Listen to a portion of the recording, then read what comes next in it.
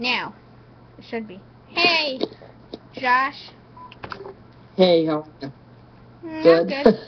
Yeah, so I guess you have a question or you want to talk about something with me? Yeah, let's go ahead and talk about Songbird. Media player? You know, yeah, have you ever used it before? I have Songbird? never used it. So I'll look that up right now, actually. I can't slow it. It's pretty good. It takes a while to start up on Windows, but on Linux it's pretty fast. But they dropped it for Linux, and that's what I wanted to discuss for a minute was about the Linux thing. I can't believe it. They dropped it for Linux. That was part of they dropped it for Mac OS X and Windows. Linux user base was bigger than the Mac OS one. I don't know what their thought was when they dropped Linux, but they dropped a huge amount of user base. It looks similar to iTunes. Yeah, that's what it is pretty much, is an iTunes alternative. And that was the only thing that would really do anything. I mean, Windows, if you wanted music, you just go download iTunes for Windows, so I don't understand the point. Linux, you've got all these cheap music players and on like Mac, on Ubuntu. And on Mac, you kind of like, that looks just like you iTunes. Got iTunes. You have iTunes Mac, with your operating system. So that's kind of a stupid move. It's integrated. It means nothing to have Songbird. Did you keep Songbird on your Linux machine? Did you keep it? So you didn't... Yeah, I downloaded an old build of it. I didn't get a new one, and I'm including Songbird and MEOS, by the way. You can but the thing is, it's open source, which is the great thing about this, and these developers pulled out of Songbird development, and now they're developing this new thing called Nightingale, and it's going to be branched off Songbird code, but it's going to be just for Linux. That's so hopefully cool. they'll start. Maybe you'll include that with Linux. That'd be kind of awesome if it looks just like iTunes. But yeah. That design hasn't come to Linux yet. It looks similar to iTunes, I think, but it's kind of an inverted color scheme, so I don't know who on Mac would want it. We already have iTunes if you're on Mac, and on Windows, you can easily download iTunes. You have iTunes too. Of course, so, this has like in Amazon. Linux. Yeah? Go ahead, sorry. No, you go ahead. Okay. Rhythmbox. On Linux, you have like Rhythmbox and all this other stuff. Rhythmbox, in my opinion, is a piece of crap compared to Songbird. It doesn't have anything like what Songbird has. I mean, I'll open it up right now. Let's see here. Hold on. Let me see. I might have it. I think it came with Alex. Yeah, it comes with Ubuntu 10.4. But I think I need to upgrade. Oh wait, no, I upgrade when I. What are you on right now? Karmic Koala? I'm probably on Linux 10.10. I think I just upgraded. Let me go to About Ubuntu. I can see. 10.10? Yeah, I think so. You're for 10.10? That's the new version, I think. 10.10 isn't out yet. Are you talking about 10.04 or did you upgrade like a beta? I think it upgraded me, but I'm not sure. I'm using Linux 10.4.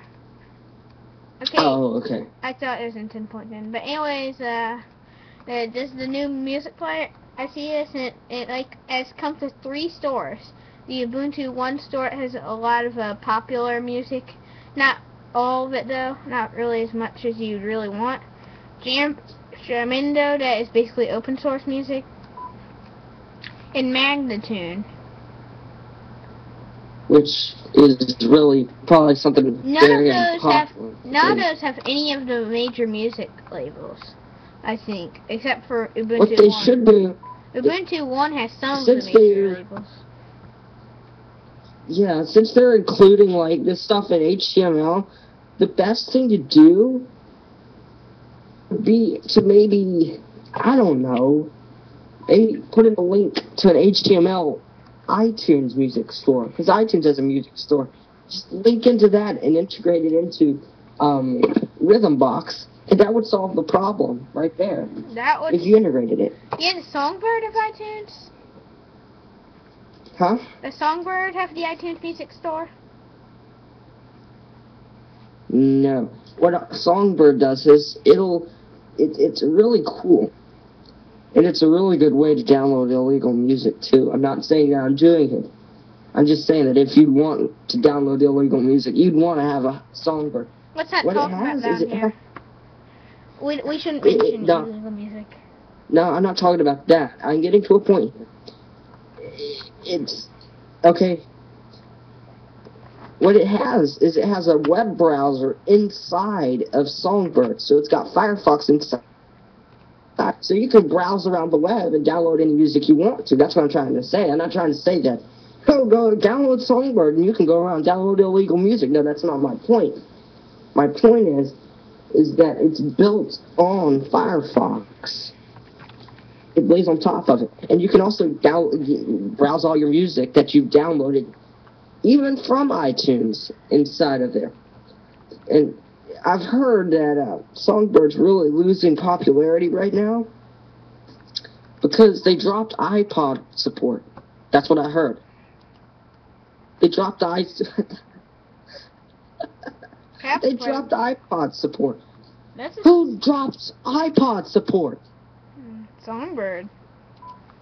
Good grief. You don't drop iPod support.